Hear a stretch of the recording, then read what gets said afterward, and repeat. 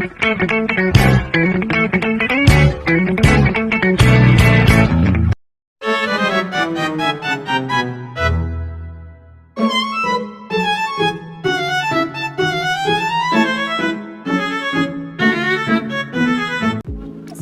warahmatullahi wabarakatuh. Halo guys, kembali lagi dengan saya. Perkenalkan, nama saya Putri Hamawati dari Prodi Akuntansi, Fakultas Ekonomi dan Bisnis dari Universitas Khairul Kota Ternate. Jadi di sini saya sedang berada di salah satu tempat wisata yaitu Batu Angus. Dan di sini saya ingin menjelaskan tentang materi kedudukan Bank Indonesia setelah terbentuknya Otoritas Jasa Keuangan. Setelah terbentuknya Otoritas Jasa Keuangan atau yang disebut OJK melalui Undang-Undang Nomor 21 Tahun 2011, kedudukan Bank Indonesia BI mengalami perubahan dalam hal pengawasan sektor jasa keuangan. Sebelum OJK dibentuk, Bank Indonesia memiliki peran yang sangat dominan dalam pengawasan dan pengaturan sektor perbankan dan pasar modal. Namun dengan terbentuknya OJK, tugas dan wewenang Bank Indonesia lebih fokus pada pengendalian stabilitas moneter dan sistem pembayaran.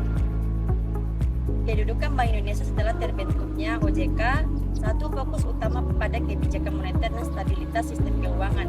Bank Indonesia atau yang disebut BI tetap memegang peranan penting dalam mengatur dan menjaga kestabilan nilai rupiah, menetapkan suku bunga acuan, serta mengelola kebijakan moneter secara keseluruhan. BI bertanggung jawab atas stabilitas harga dan nilai tukar rupiah. Dan berikutnya itu pengawasan dan regulasi bank. Setelah pembentukan OJK, pengawasan dan regulasi terhadap lembaga jasa keuangan seperti perbankan, pasar modal, dan sektor jasa keuangan lainnya ambil alih oleh OJK. BI tidak lagi menjadi lembaga yang mengawasi langsung kegiatan perbankan dan lembaga keuangan non-bank. Berikutnya, koordinasi dengan OJK. BI dan OJK bekerjasama dalam menjaga stabilitas sistem keuangan, di mana BI berfokus pada stabilitas moneter dan sistem pembayaran. Sementara OJK mengawasi lembaga keuangan agar tetap beroperasi secara sehat dan transparan. Salah satu bentuk koordinasi ini adalah dengan membentuk Komite Stabilitas Sistem Keuangan atau yang disebut KSSK yang di dalamnya terdapat BI, OJK, Kementerian Keuangan, dan lembaga penjamin simpanan atau yang disebut LPS. Dan berikutnya ada peran dalam sistem pembayaran. Bank Indonesia tetap memegang peranan penting dalam pengaturan dan pengawasan sistem pembayaran, termasuk pengembangan infrastruktur pembayaran yang mencakup transaksi elektronik dan digital, serta pengelolaan sistem clearing dan penyelesaian transaksi antara bank. Secara keseluruhan, meski otoritas BI berkurang dalam hal pengawasan lembaga keuangan, Bank Indonesia tetap memainkan peran sentral dalam kebijakan moneter, stabilitas sistem pembayaran, dan pengelolaan cadangan devisa negara. Dan berikutnya, transformasi BBI ke OJK dalam kaitan dengan perkembangan ekonomi syariah di Indonesia. Dan selanjutnya, sebagai otoritas moneter, perbankan, dan sistem pembayaran, tugas utama Bank Indonesia tidak saja menjaga stabilitas moneter, namun juga stabilitas sistem keuangan, perbankan, dan sistem pembayaran. Perbankan dan sistem pembayaran keberhasilan Bank Indonesia dalam menjaga stabilitas moneter tanpa diikuti oleh stabilitas sistem keuangan tidak akan banyak artinya dalam mendukung pertumbuhan ekonomi yang berkelanjutan. Stabilitas moneter dan stabilitas keuangan ibarat dua sisi mata uang yang tidak akan dipisahkan. Kebijakan moneter memiliki dampak yang signifikan terhadap stabilitas keuangan, begitu pula sebaliknya. Stabilitas keuangan merupakan pilar yang mendasari efektivitas kebijakan moneter. Sistem keuangan merupakan salah satu alur transmisi kebijakan moneter, sehingga bila terjadi ketidakstabilan sistem keuangan, maka transmisi kebijakan moneter tidak dapat berjalan secara normal. Sebaliknya, ketidakstabilan moneter secara fundamental akan mempengaruhi stabilitas sistem keuangan. Akibat tidak efektifnya fungsi sistem keuangan inilah yang menjadi latar belakang mengapa stabilitas sistem keuangan juga masih merupakan tugas dan tanggung jawab Bank Indonesia. Pertanyaannya, bagaimana peranan Bank Indonesia dalam memelihara stabilitas sistem keuangan? Sebagai bank sentral, Bank Indonesia memiliki 5 peran utama dalam menjaga stabilitas sistem keuangan. Kelima peran utama yang mencakup kebijakan dan instrumen dalam menjaga stabilitas sistem keuangan itu adalah: pertama, Bank Indonesia memiliki tugas untuk menjaga stabilitas moneter antara lain melalui instrumen suku bunga dan dalam operasi pasar terbuka. Bank Indonesia dituntut untuk mampu menetapkan kebijakan moneter secara tepat dan berimbang. Hal ini mengingat gangguan stabilitas moneter memiliki dampak langsung terhadap berbagai aspek ekonomi. Kebijakan moneter melalui penerapan suku bunga yang terlalu ketat akan cenderung bersifat mematikan kegiatan ekonomi. Begitu pula sebaliknya, oleh karena itu untuk menciptakan stabilitas moneter, Bank Indonesia telah menerapkan suatu kebijakan yang disebut Inflation Targeting Framework. Kedua, Bank Indonesia memiliki peran vital dalam menciptakan kinerja lembaga keuangan yang sehat, khususnya perbankan.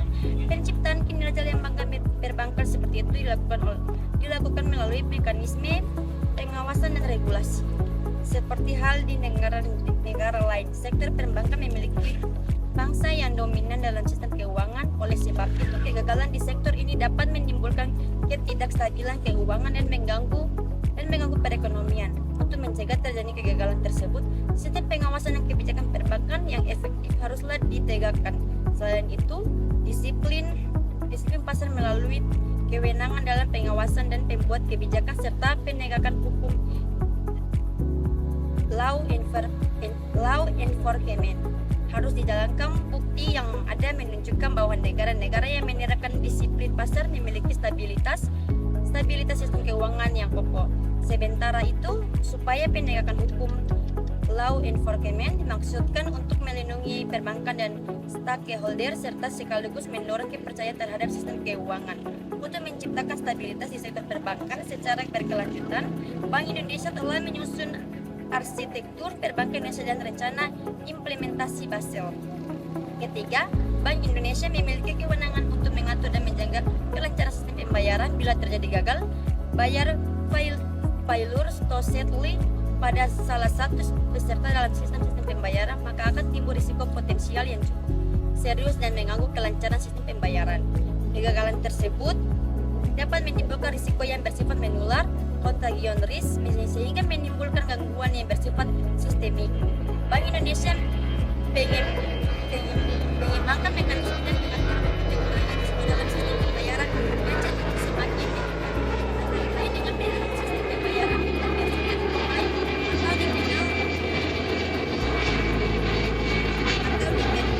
atau dikenal dengan nama sistem RTGS (Real Time Gross Settlement) yang dapat lebih meningkatkan keamanan dan kecepatan sistem pembayaran. Sebagai otoritas dalam sistem pembayaran, Bank Indonesia memiliki informasi dan keahlian untuk mengidentifikasi risiko potensial dalam sistem pembayaran. Keempat, melalui fungsinya dalam riset dan pemantauan, Bank Indonesia dapat mengakses informasi yang dinilai mengancam stabilitas keuangan. Melalui pemantauan secara makroprudensial, Bank Indonesia dapat memonitor kerentanan sektor keuangan dan mendeteksi potensi kejutaan. Hasil riset dan pemantauan tersebut selanjutnya akan menjadi rekomendasi bagi otoritas terkait dalam mengambil langkah-langkah tepat untuk meredam gangguan dalam sektor keuangan. Kelima, Bank Indonesia juga memiliki fungsi sebagai jaring pengaman sistem keuangan melalui fungsi bank sentral sebagai lender of the last resort atau yang disebut LOLR. Fungsi LOLR merupakan peran tradisional Bank Indonesia sebagai bank sentral dalam mengelola krisis guna menghindari terjadinya ketidakstabilan sistem keuangan. Fungsi sebagai LOLR mencakup penyediaan likuiditas pada kondisi normal maupun krisis. Fungsi ini hanya diberikan kepada bank yang menghadapi masalah likuiditas dan berpotensi memicu terhadap krisis yang bersifat sistemik. Pada kondisi normal, fungsi LOLR dapat diterapkan pada bank yang mengalami kesulitan likuiditas temporer namun masih memiliki kemampuan untuk membayar kembali. Dalam menjalankan fungsi sebagai LOLR, Bank Indonesia harus menghindari terjadinya moral hazard. Oleh karena itu, pertimbangan risiko sistemik dan persyaratan yang ketat harus diterapkan dalam penyediaan likuiditas tersebut. Otoritas Jasa Keuangan adalah sebuah lembaga pengawas jasa keuangan seperti industri, perbankan, pasar modal, reksadana, perusahaan pembiayaan dana, pensiun, pegadaian, leasing, faktoring, asuransi, dan lainnya. Keberadaan Otoritas Jasa Keuangan atau disebut OJK sebagai suatu lembaga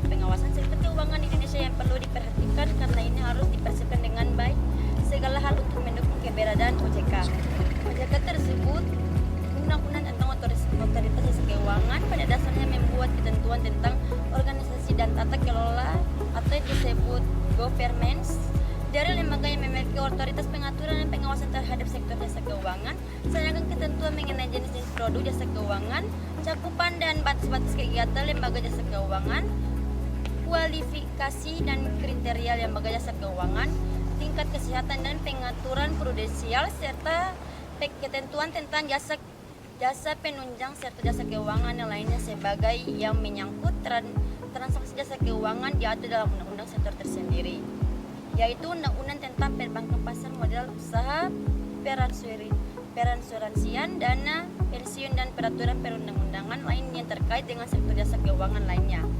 Sistem keuangan dan keseluruhan kegiatan jasa keuangan yang menjalankan fungsi intermediasi bagi berbagai kegiatan produktif di dalam perekonomian nasional merupakan komponen penting dalam sistem perekonomian nasional. Terjadinya proses globalisasi dalam sistem keuangan dan pesatnya kemajuan di bidang teknologi informasi serta inovasi finansial telah menciptakan sistem keuangan yang sangat kompleks, dinamis, dan saling terkait antara subsektor keuangan baik dalam hal produk maupun kelembagaan. Adanya lembaga jasa keuangan yang memiliki hubungan tentang kepemilikan di berbagai subsektor keuangan atau disebut konglomerasi telah menambah kompleksitas transaksi dan interaksi antara lembaga jasa keuangan di dalam sistem keuangan.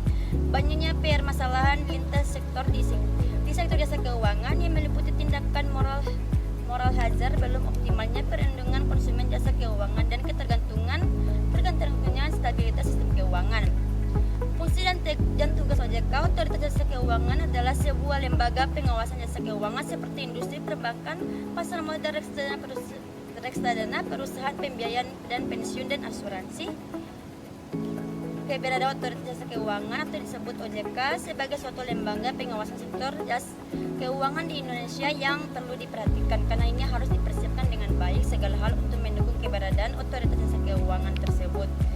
Baik, itu saja yang dapat saya sampaikan. Wabillahi taufiq wal hidayah. Wassalamualaikum warahmatullahi wabarakatuh.